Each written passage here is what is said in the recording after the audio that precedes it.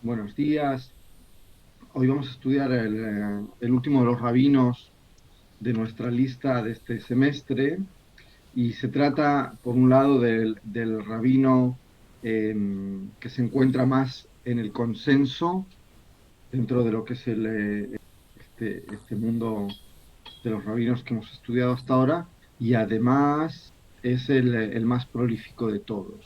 Es el que más publicaciones, más libros ha escrito. Eh, y además es el que es, digamos, si existe un consenso en torno a él o ha existido un consenso bastante amplio en torno a él, tenemos que decir que también ha sido considerado el posecador, de tal forma que, bueno, esto nos habla de la aceptación que han tenido sus Sikot Ilhatiot, si bien ha estado también envuelto, sin lugar a dudas, en polémicas tremendas. Vamos a ver algunas de ellas hacia el final de la clase, eh, que han puesto también, digamos, en jaque muchos de muchas de sus afirmaciones. Eh, bueno, el Rabbi Ovadia Yosef falleció recientemente, en el año 2013, después de, de Sukkot, una vez terminado Sukkot. Él procedía de una familia de Irak, nació en Irak, en Bagdad, eh, y llegó cuando era muy pequeño a Israel. Su padre en Irak era orfebre, pero una vez que llegan a Jerusalén, eh, la familia se dedica a tener un macolet, un pequeño supermercado. Era una familia que vivía con bastantes restricciones en Jerusalén. Cuando en Irak, si bien eran humildes, pero todavía eran capaces de mantenerse. Ahora, el primer libro publicado del Rabo Ovadia Yosef es publicado cuando el Rabo Ovadia tiene 9 años, Rashid Hodjma. Eh, Ahora, después, posteriormente, comienza a sentarse a estudiar en Porat Yosef y allí escribe su primer libro completo, digamos, no su primer escrito, sino su primer libro completo. ¿Ok? Y lo escribe con otros dos amigos de la yeshiva. Eh, si bien él asume la tradición del Ben Ish Hai, también vamos a ver que en muchas ocasiones Posek contra o de forma diferente a lo que hace el Ben Ish Hai. Y él lo que dice muchas veces es que el problema del Ben Ish Hai es que no lo posek al pi Yosef Karo, no toma las decisiones en ocasiones, en función del Shulchan Aruch de Yosef Karo, sino que se fundamenta también en los escritos de Lari. ¿Ok? Y por lo tanto, el Rabo Badia se siente libre de tomar una decisión distinta argumentándolo de esta forma. Ahora, cuando cuenta con 20 años, el Rabo de Yosef es ordenado rabino por el Rabu Ziel, al cual por una parte admiraba, pero por otra parte eh, también le reprochaba que el Rabu Ziel a todo le decía que sí a la Rabanut Ashkenazit, porque os recuerdo que el Rabu Ziel trataba de hacer un ejercicio de unificación, ¿ok? De uniformizar, tratando en esos años de generar un judaísmo que fuese común. Fijaos, en este sentido también hay que destacar el hecho de que el Rab Ovadia fue a Rashi de Israel, cuando también el Rav Goren, y el Rav Goren, no sé si recordáis, es el inventor del Nosach Hahid, ¿ok? Nosach Hahid, que os recuerdo, es el Nosach Sfar de los Ashkenazim, y que era el que pretendían establecer para todos los Beit Knesset. En el ejército es el Nosach preponderante. Eh, Cuando el Rabo Badía era chiquitito, era pequeño, era joven más que chiquitito, Sus hermanos estaban, entre otros, envueltos en Etzel, ¿ok? Y por lo tanto también fue testigo de muchas de las cosas que suceden en torno al periodo, tanto del periodo previo al establecimiento del Estado de Israel como el propio establecimiento del Estado. En esos años del establecimiento del Estado, él se traslada a Egipto y pasa a ser tanto el Rav Rashi como el Ab a Beit Adin. Y fijaos, esta época le marca profundamente por varias cuestiones. Y yo quiero destacar solamente una de ellas. Esta es el hecho de que él se encuentra con una comunidad, la comunidad Masri, que es muy diferente a lo que él ha venido conociendo en Porat Yosef y las cosas que ha estado haciendo en Israel. ¿Y qué quiere decir esto? Él se encuentra con una comunidad en la que continúan utilizando las psicot y el hatiot del pasado, y en la que continúan, por ejemplo, encendiendo y apagando las luces del Bet Knesset en Shabbat. ¿Okay? De tal forma que el Rav Ovadia intenta establecer o imponer sus criterios, intenta trasladar sus criterios a la comunidad de Egipto, pero no lo consigue. Y dicen que, o se dice que esto le marcó profundamente. Él vivió su tiempo en Egipto como un fracaso, lo cual tampoco le fue nada fácil. Regresó a Israel, las cosas cambian, él es un Dayan reconocido, también él toma decisiones que no van que no son acordes a lo que es la Rabanuta Rashid, tanto Ashkenazit como Sfaradit, ¿ok? Porque os recuerdo que se intentaba hacer un kubituj también en esto, y por ejemplo él toma decisiones como no hacer Halitzá y sin embargo hacer Eter Yebum. El Rav Ovadia pasa a ser entre el 69 y el 72 el Rav Rashi de Tel Aviv. Sí, Hernán, ¿querías decir Sí, algo? no, me quedé con, en el primer punto dice que lo marca desde el punto de vista físico. ¿Qué es lo que le pasa? Sí,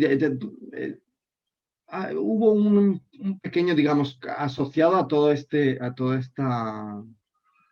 esta cuestión de esa percepción del fracaso. También hubo ahí algunas cuestiones como más físicas, ¿ok? No fue una época fácil para él, no fue una época fácil. Bueno, en el año 72 deja de ser el Rabba Rashid de Tel Aviv.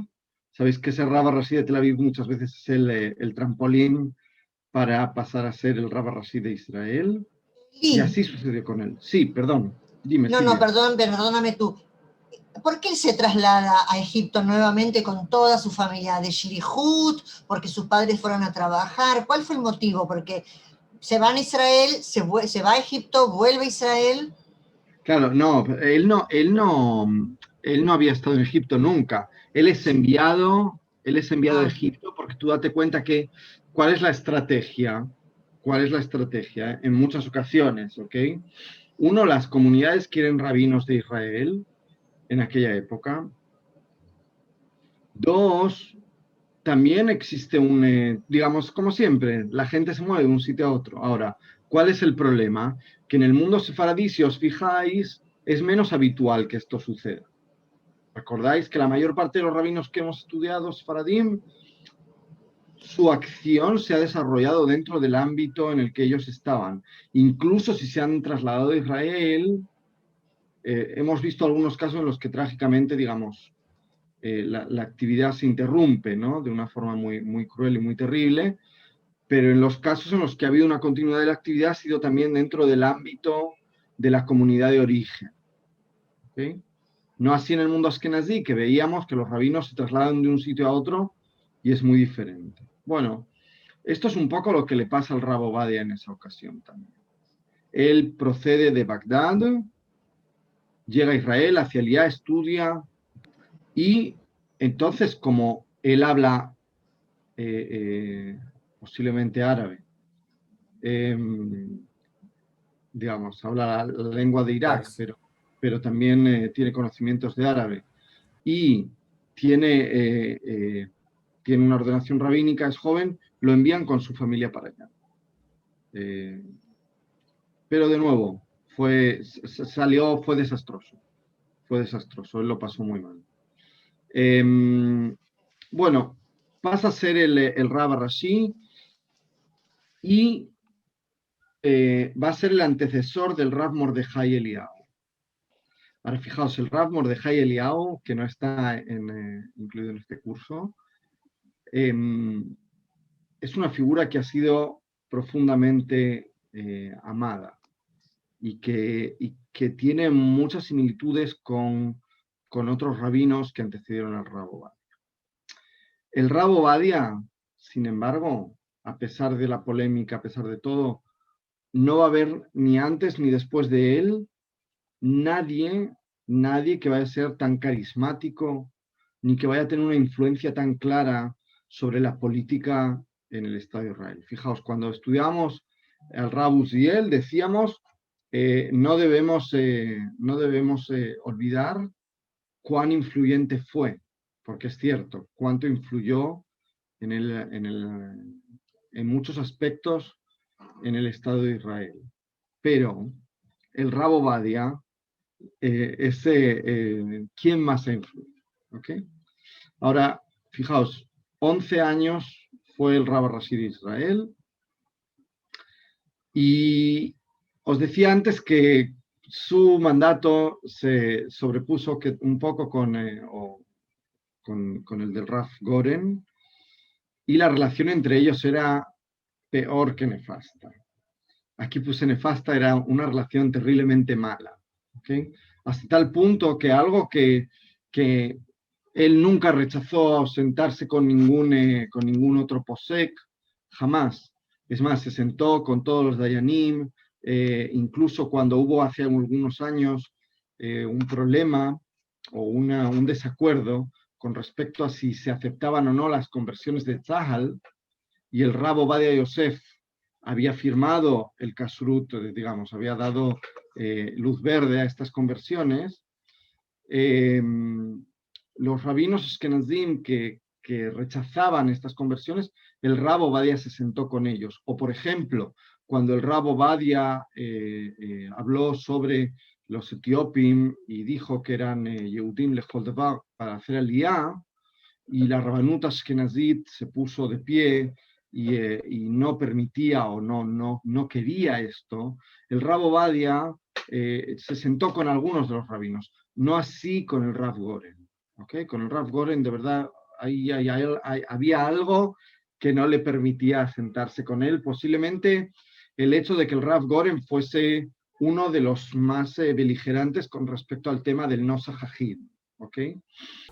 Entre las decisiones más importantes de aquella época, y son algunas de las decisiones de verdad importantes del Rab Ovadia, encontramos Atarat Nisuim im Karaim, el permitir el matrimonio con los caraítas, y sabéis que para que un judío rabínico se pueda casar con un judío caraíta, lo que establece el Rab Ovadia es que el judío caraíta tiene que verbalizar que acepta la Torá oral.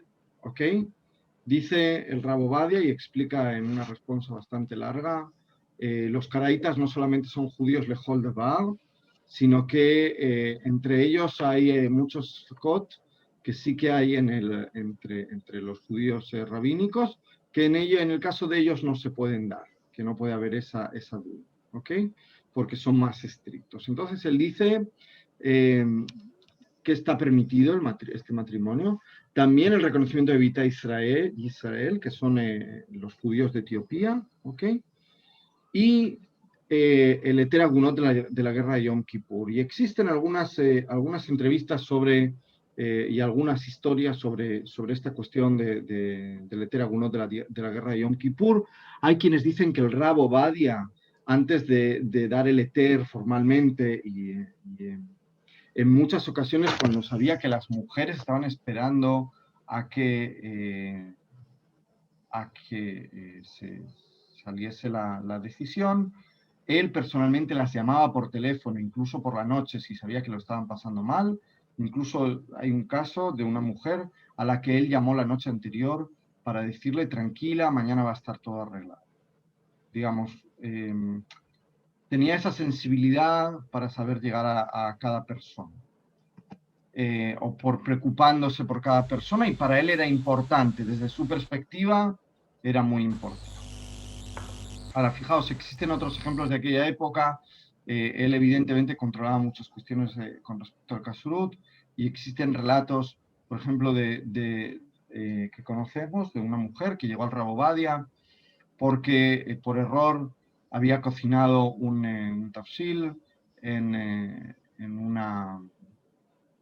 una olla sarit, y era un tafsil que contenía halaví, y entonces ella tenía mucho miedo porque suponía una pérdida económica importante por un lado, y por otro lado porque esa pérdida económica importante su esposo podía enojarse mucho, y ella estaba muy asustada y vino a preguntarle al Rav Ovadia después de que ella ya le había preguntado a otro rabino.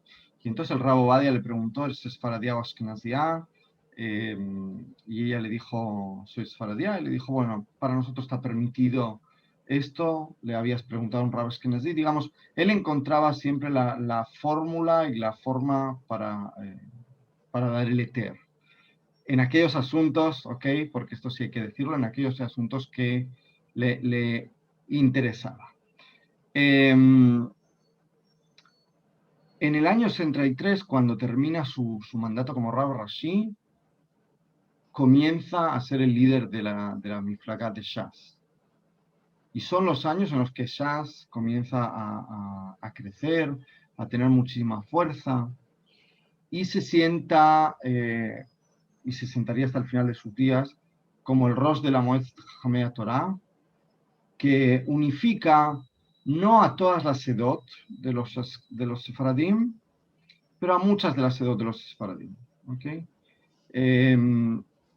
Y continúa siendo hasta el día de hoy un cuerpo muy importante dentro de Shas, ¿okay? Y dentro del mundo Sefaradim, Moetzet Jamea Torah.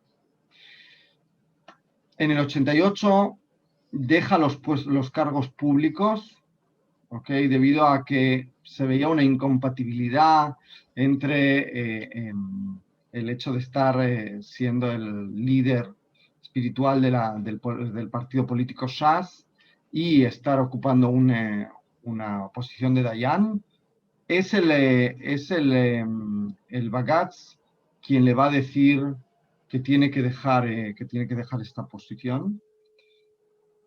Y fijaos, un hecho que le marca profundamente es el fallecimiento de la Rabbanit Margalit en el año 94. ¿Okay? Esto genera también un cambio en su psiká, en su perspectiva, en la forma en la que él se comienza a expresar, porque comienza a cambiar el entorno de él y quienes influencian o quienes tienen influencia sobre él. Él se traslada, o mejor dicho, su hija Judith se traslada con el esposo a vivir con él, y ellos tienen una postura muy distinta a la de la Rabbanit Margalit, quien había sido el mayor apoyo del Rav Ovadia durante todos sus años de carrera.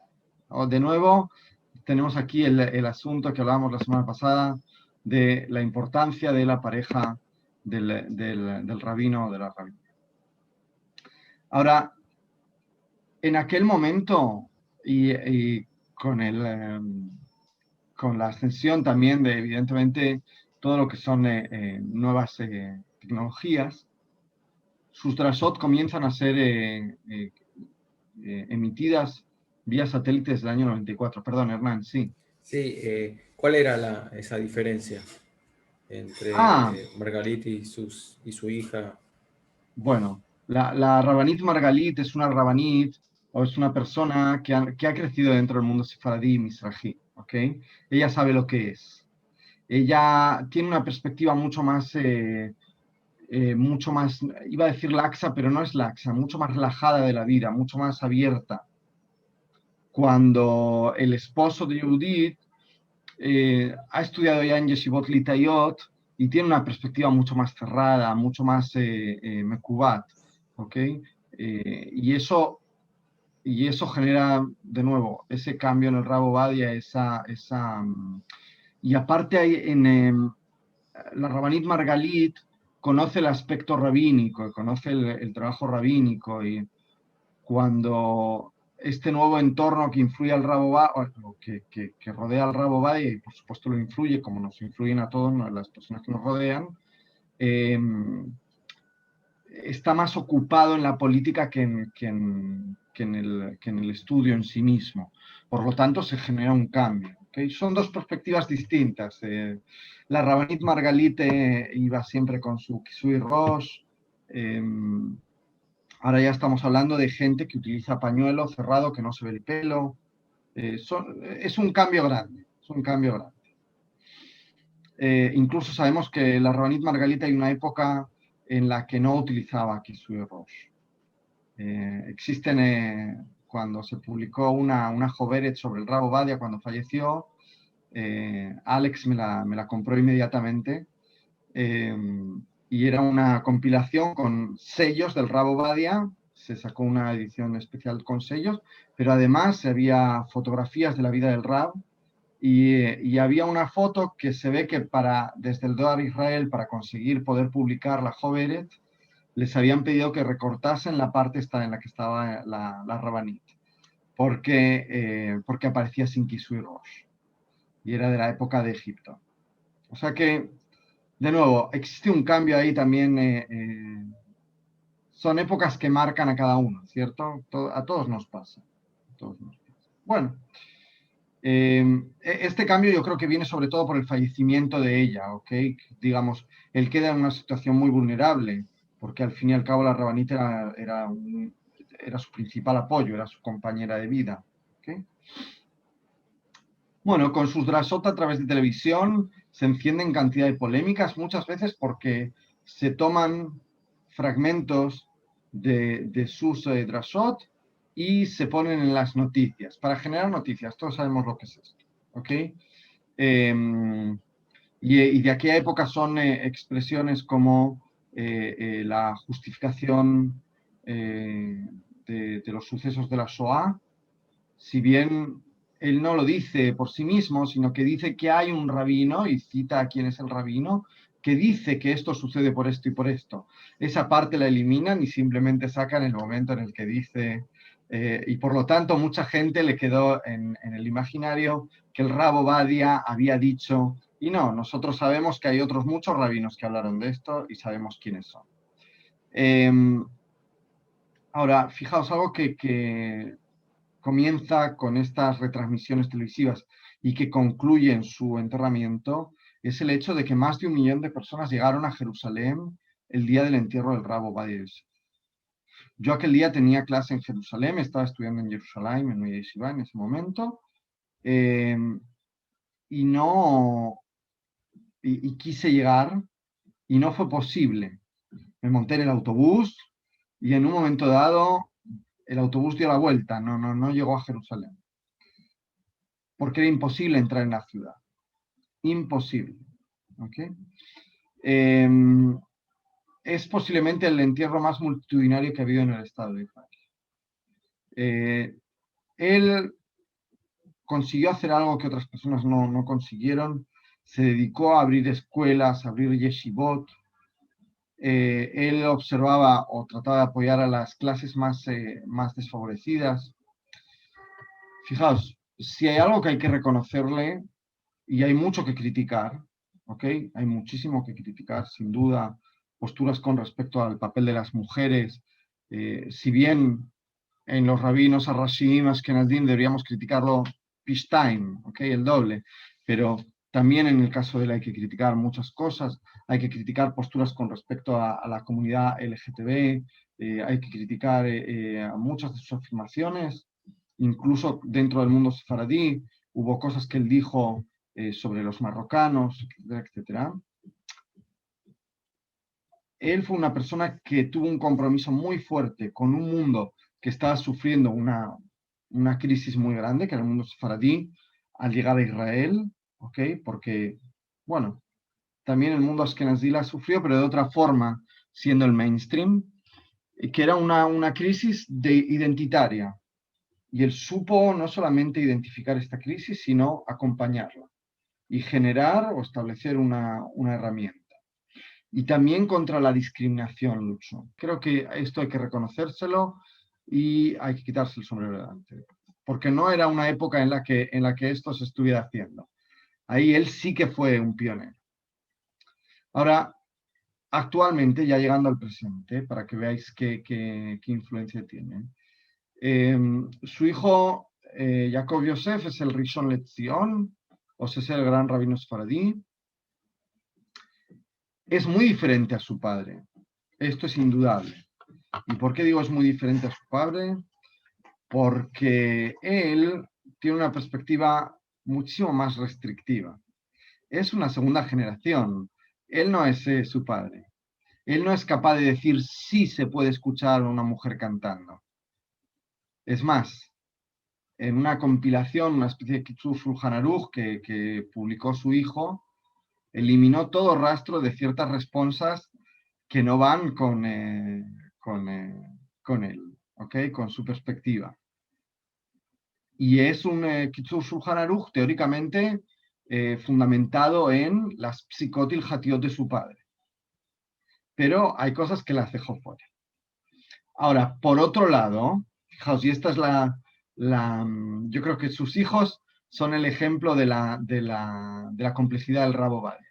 Está su hija Adina Bar Shalom, que es una mujer jaredit, que ha abierto el primer centro de estudios superiores para mujeres jarediot, o sea, estudios universitarios, estudios en Mishlalot, y para esta tarea precisamente ella recibió la bendición de su padre. O sea, por eso os digo, aquí vemos la complejidad del Rab Ovadia. Tenía de verdad diferentes aspectos y se ven reflejados en sus hijos. Hay quienes son más abiertos y hay quienes son más cerrados. Y bueno, es una figura muy, muy compleja, con muchos años de historia y con una carrera profesional muy amplia. Ahora, no solamente quedan sus hijos y sus descendientes con esa morashá que llevan adelante, sino que además toda la red de escuelas de Shas y de Yeshivot hoy es llamada Benei Yosef, en honor al Rab Ovadia, y es de verdad una red muy amplia y muy importante que da cobertura educativa a una porción importante de población, especialmente población, como os decía antes, con pocos recursos. Bueno, una figura de verdad enigmática por un lado, pero también muy pública. Creo que hay que comprenderla dentro de su contexto, dentro del contexto en el que estaba, pero también fuera de él, porque, de nuevo, os vuelvo a decir, las cosas que escribió y las cosas que dijo continúan vigentes, y por eso hay que analizarlas de una forma especialmente crítica. Si bien no todos van a seguir sus psicot, va a haber gente que sí, y hay que observar aquellas cosas que él dijo. Bueno, y analizarlas y reflexionar sobre ellas. Aquí, como veis, él padece o sufre todos los cambios históricos que corresponden al siglo XX, desde los años 20 hasta bien entrados los años 2000, hasta el 2013. Yo quisiera resaltar sobre todo la última época, ¿ok? Porque si bien él conoce el colonialismo y el orientalismo, la discriminación de los judíos de los países islámicos, etcétera, etcétera, Él también tiene una segunda parte, que es la que nosotros más vamos a recordar siempre, porque es la más cercana, es la última, que es la época de Shas. Y en esa época no solamente consigue empoderarse y empoderar al mundo sefaradí, sino que todos los conflictos internos en el partido, de los que, por cierto, en ocasiones es su hija Yehudit y el esposo quienes hacen cosas terribles. Por ejemplo, grabar a su padre cuando ya estaba muy mayor y en una conversación privada en casa le graban diciendo, hablando sobre Ayederi, que no se fía de él, que no... Y por otro lado también de Elishai, diciendo Elishai hace lo que yo quiero. ¿Ok? Fijaos, y publicar esta grabación por un objetivo político de ellos. ¿Ok? Para apoyar a Elishai. Para apoyar a Elishai. Eso fue terrible. Pero también hubo casos de corrupción dentro del partido. Hubo gente en la cárcel. Con lo cual nos da una dimensión de lo que significa el mezclar religión y política. También quiero hablar de las coaliciones de gobierno. Él estaba en la coalición de gobierno con Yitzhak Rabin cuando fue asesinado, y él apoyaba a Rabin. Y en el momento que escucha que Rabin que le han disparado, el rabo de Yosef entra en shock. ¿Okay? Fue un shock muy grande para él.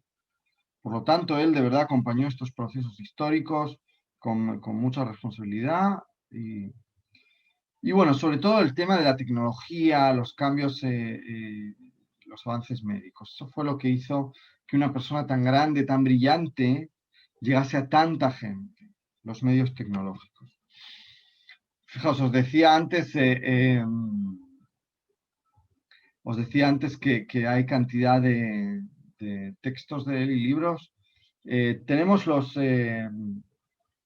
Hazon Ovadia, ¿okay? Es una publicación muy importante sobre sobre los Hagim, sobre los Moadim y sobre los Ta'aniot.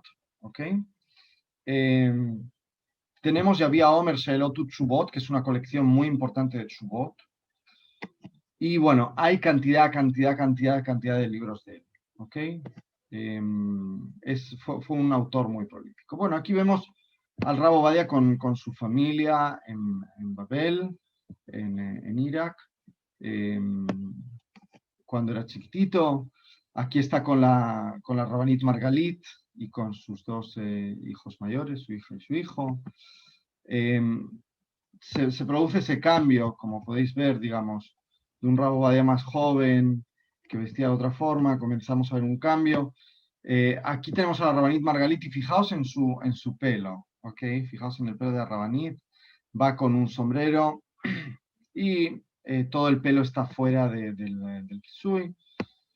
Hay una evolución en este sentido también. El Rabo Ovadia como una persona que digamos, tenía sin duda una gran influencia y que se reunía con toda la Sedot. Aquí tenemos al Rabo Ovadia en su aspecto más político y era utilizado continuamente en los anuncios de Shas. Y fijaos, aquí él cambia por completo. Si os fijáis, es la época posterior a ser el Rab Rashi y se ve la profunda influencia que tiene sobre él el mundo litaí, el mundo jaredí ashkenazí. Influencia que luego va a cambiar con el paso de los años, como podéis ver también aquí. Y aquí tenemos también a la Rabanit Margalit, antes de fallecer, con uno de sus nietos. Y vemos también, el Kisui Rosh fue cambiado. De nuevo, la política marcó la vida del Rabo Ovadia y aquí llegamos al momento del fallecimiento. Fijaos, la foto abajo es del Albayá, del día del Albayá del Rabo Ovadia. fue una cosa, yo lo recuerdo, fue una cosa traumática, porque, porque fue un rabino muy importante para nosotros, para el mundo sefaradí. Pero luego todo esto fue utilizado políticamente, ¿ok? Posteriormente. Sí, Eli, sí. él, por las fotos que vemos, ¿por qué cambió la vestimenta? ¿Esto fue por influencia de su hija? El hecho de tratar fíjate, es muy difícil, Silvia, luchar contra la hegemonía. Es muy difícil. Por lo tanto, a veces para conseguir hacer esto, y fíjate, en su última etapa lo vas a ver todo el tiempo con la glima. Ya no lo vas a Por, ver vestido de Ashkenazí. por eso te Pero pregunto, ¿no? en aquel momento él necesitaba, es más, eh, Ari Ederi, que está aquí en esta foto con él, Ari Ederi estudió en una yeshiva litait, habla yiddish, ¿ok? Lo que quiero decir con esto es como que hubo una especie de incorporación a ese otro mundo, a ese mainstream, para, para intentar, eh, eh, para intentar ganar o alcanzar el cielo, ¿ok? Es una posición difícil la que él tuvo en este sentido. Y también reprochable, digamos, en el sentido de, si bien tal vez era la herramienta necesaria para que consiguieras llegar ahí, eh, bueno, generaste también un cambio, pero bueno, los cambios son, digamos, son parte de una evolución de influencias externas que, que, que son evidentemente innegables y que están ahí, no hay nada, no se puede discutir. Ahora, con el trauma del fallecimiento del Rabo Badia, comienza a haber movimientos dentro del mundo político y este anuncio que está aquí, papá mira desde arriba, porque hubo una decisión total en Shas, yo lo recuerdo en la yeshiva, como hubo personas que dejaron incluso de venir a estudiar a la yeshiva por por cuestiones de índole político, ¿okay? Por cuestiones de tipo político. Y salieron cantidad de quinot y de canciones en honor al Rabo Badia. Os había traído aquí una, pero no vamos a alcanzar a escuchar. Su hija, Adina, de verdad, una figura muy importante en Israel. Y no vamos a alcanzar a ver demasiado, pero sí que os voy a decir que el Rav Binyamin Lau escribió mucho sobre el Rabo Ovadia Yosef y cuenta sobre su primer encuentro con los textos del Rabo Ovadia, cuando tenía algunas cuestiones o algunas preguntas sobre Alajá, y cómo siendo un chico se encontró con otra forma de ver las cosas, con otra forma de estudiar, mucho más profunda, eh, y que permitía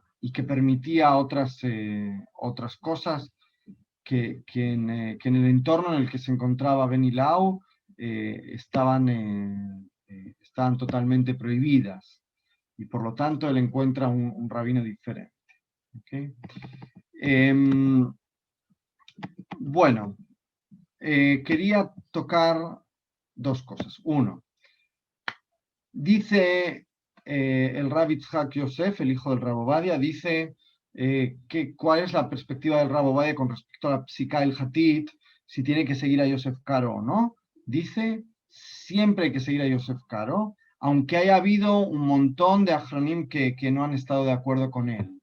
Y de esta forma él explica aquellas posiciones o aquellas situaciones en las que su padre no tiene una misma perspectiva que el Ben Ish Chai. Pero el Ben Ish Chai, del que ya hablamos en su momento, dice, recibimos el Shulchan Aruch de Yosef Karo, pero lo aceptamos, excepto en aquellas cosas que dice que existe una costumbre muy clara y que sabemos que hacían lo contrario. ¿Ok? Y dice, Az Gadol Koach Haminag. ¿Ok? O sea, Koag Aminag Amusmach le llama al Svarat Apsukim. O sea que el Ben Ish Chai tenía una perspectiva diferente con respecto a esto. El Rab Ovadia no, el Rab Ovadia Yosef dice hay que continuar con esto. Evidentemente, Zujit, Pesach, Kitniot, vamos a ver. Bueno, el gran principio que le orientó en su vida fue el principio talmúdico de Koach de Teradif. Y sabemos que dio cantidad de eteros. Tenemos de Eterim, el Eter Mejirat Karkaot, el Eter Lishmoat para escuchar Shirat Nashim a través de una radio. Una cuestión que sí, él estaba muy en contra de la Peanojrit, pero la permitía para mujeres divorciadas y viudas. Bueno, él era una persona difícil y la gente que no estaba de acuerdo con él, la verdad bueno, les llamaba de una forma bastante terrible, Menubalim, Apikorsim, incluso llegó a denominar a los Marrocaim, porque Data Marrocaim tenemos una Moetzet Rabanim diferente, porque el mundo marroquí no, si bien aceptó al Rabo de Yosef como posek, pero tenemos otros poskim también, y no se integraron en Shas, y el Rabo Ovadia en una ocasión les llamó Behemoth, y fue una cosa como bastante criticada. De nuevo, forma parte del estilo discursivo del Rabo de Yosef, que era bastante tremendo. Bueno, aceptado no solo en el mundo esfaradí, sino también en Ashkenazí. De ahí se explica de verdad que la cantidad de gente que llegó a su entierro. Él era no solamente el posek de los sefaradim, sino también para los ashkenazim. Y fijaos, la semana que viene vamos a comenzar la clase precisamente con algo que quería que vieseis, que es algo que sucedió con un Haber Knesset, Yigal Hueta. No sé si tenemos 5 minutos o lo dejo para la semana que viene. Decidme vosotros. ¿La clase termina a -20 o a -15? -15, Eli. Ok, tenemos 4 minutos más. Bueno, aquí os presento al Haber Knesset Arav Yigal Hueta, okay, quien en una ocasión, en una entrevista, dijo que él había ido a la boda de su sobrino, de su sobrino, que era un sobrino que se casó con un hombre, y obligó, no solamente fue él, sino que obligó a toda su familia a ir con él, y él dice específicamente, no estoy de acuerdo con este hecho, pero es el hijo de mi hermana y vamos a ir para honrar a mi hermana y hacer que sean, o alegrarles a ellos, ¿ok? Fijaos qué perspectiva. Él es una persona jaredí, no es un... y precisamente por contarlo después de 2 años que esto había sucedido, en la radio públicamente le hicieron dimitir del Knesset, ¿ok? Dentro de su partido le hicieron dimitir, lo cual le abrió la puerta del estrellato. Hoy el Rav Hueta tiene un programa en la televisión con el que él trata de hacer avanzar ciertas cuestiones, denunciar abusos, etcétera, etcétera, porque él es el ejemplo de una persona que, si bien tiene un estilo de vida muy concreto, ¿okay?, conserva ese espíritu del mundo sefaradí. Si bien él tiene un estilo de vida completo y una opinión muy clara, la Torá prohíbe las relaciones entre hombres. Era su hijo.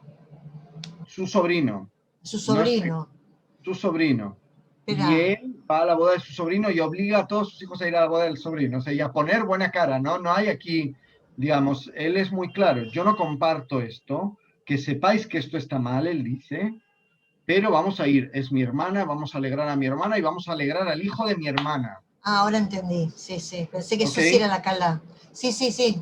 Bueno, esto no lo veríamos en otra persona, en otro él conserva ese espíritu del yo puedo no estar de acuerdo, pero eso no quiere decir que no tenga que continuar conviviendo con las otras personas, y además no quiere decir, yo creo que se esconde de alguna forma detrás de todo esto, que yo tenga toda la razón.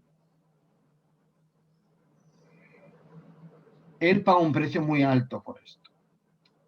Y fijaos, esto sucede después de que el Rav Ovadia ya ha fallecido, tiempo después, y es también un signo más de lo que ha sucedido dentro del partido Shas, que hay voces, esas voces que están de acuerdo con aquel Rav Ovadia de los años 80, siendo una persona rompedora, una persona que es capaz de ser flexible. Hay algunos que dicen tenemos que ser más flexibles. No podemos pretender legislar solamente para nosotros. Podemos no estar de acuerdo con lo que el otro hace, pero también tenemos que acompañar lo que el otro hace y respetarlo. Bueno,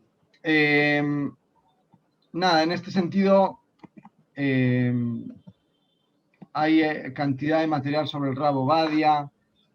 Os recomiendo que leáis, que busquéis, porque de verdad no solamente era una persona muy brillante, sino que además dejó mucha obra, que tiene mucha influencia hasta el día de hoy. Creo que podéis aprender, o que podemos todos aprender muchísimo de él. Y de nuevo, observándolo con esa perspectiva crítica de si bien fue una figura muy importante y central del judaísmo, posiblemente la figura más importante de los siglos XIX y XX, también tiene sus oscuros, no solamente tiene puntos claros, y hay que observarlos. Y si, ya para cerrar, ¿no?, todo este recorrido que hemos hecho de todo este año, si bien reseñamos que de nuevo es esa figura más importante, la figura más importante, también es una figura que nos muestra cómo han ido evolucionando las cosas y cómo los medios, de difusión han influido en cómo se desarrollan las cosas, en las proporciones que ha adquirido cada uno de las figuras. En las proporciones que ha adquirido cada una de las figuras, también cómo han influenciado y cómo han tallado sus comportamientos, sus reacciones, su fama. Así que bueno, con esto hemos terminado por el momento. Sin duda, la guinda sobre el pastel es el Rav Ovadia. Sigue siendo mi rabino. No hay lugar a dudas. Así que solamente os puedo desear que tengáis una buena continuación de semana. Y no sé si hay alguna pregunta o alguna cuestión o algún comentario. Sí, pero nuevamente, como te escribí, por más que nosotros no pensemos igual o no nos parezca, hay que respetar su pensamiento, su contexto, y es interesante saber. Sí, yo de nuevo creo que hay que ser críticos con él, digamos. Creo que hay algo que podemos aprender de él. Para mí la enseñanza es que cuando eres una persona de Badauyot, que tienes las cosas muy seguras, debes mantenerte al margen de la política.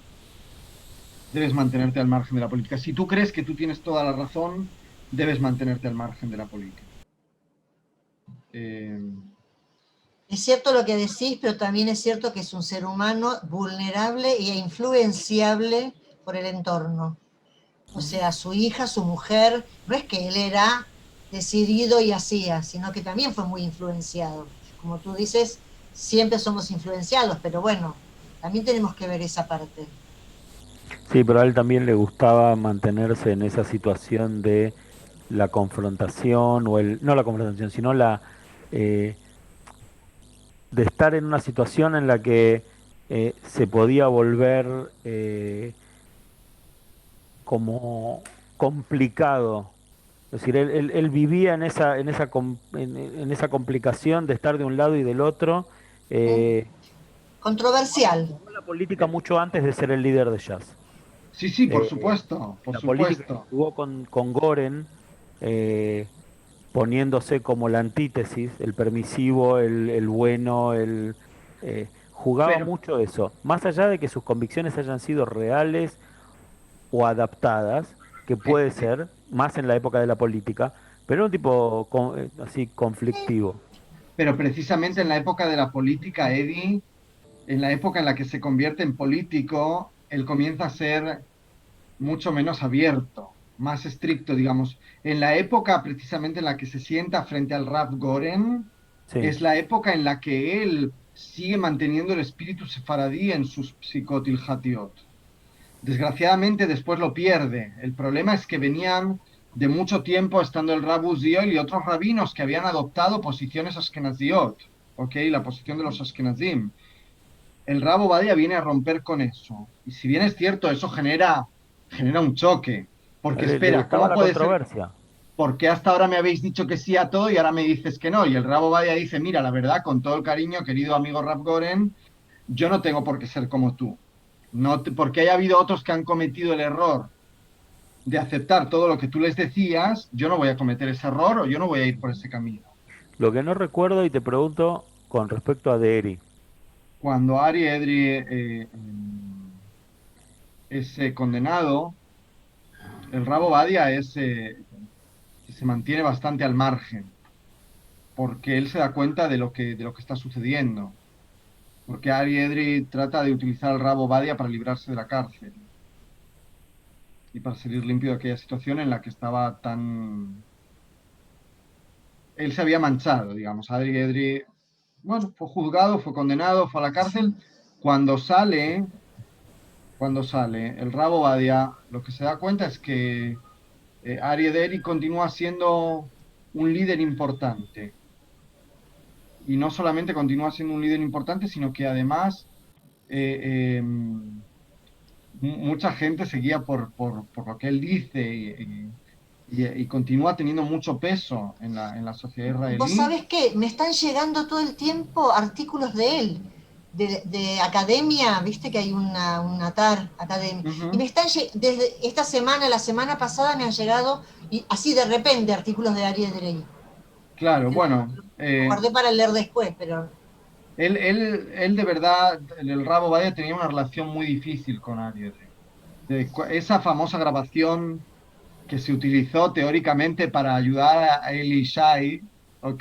Pero en la que Eli Shai salía como una marioneta, precisamente lo que venía a decir eso era, Ari Edri no escucha, no me escucha, ¿entiendes? Porque el Rabo Badia le dijo en muchas ocasiones, ten cuidado, no hagas cosas que están en el, que quedan en ese gris, en lo legal, ¿ok? No, no, Porque pero de gris no tenía nada. Él se fue no, directo porque con a lo facilidad más el gris, oscuro. claro, porque con facilidad el gris caes al oscuro, ¿entiendes? Caes a la parte, a lo ilegal. Y Ari Edri no escuchó al Rabo Badia. Y así le fue. Y así le está yendo de nuevo. Y así le está yendo de nuevo. Una relación muy difícil. Yo no diría que Ari Edri era la primera elección del Rabo Badia. ah, Perfecto. nos vemos la próxima si Nos entramos en Bueno, la vemos la próxima otra. semana. que tengáis una linda semana. Espero los Gracias, Gracias. trabajos. Saludos. Por favor, gracias. entregarlos en tiempo y forma.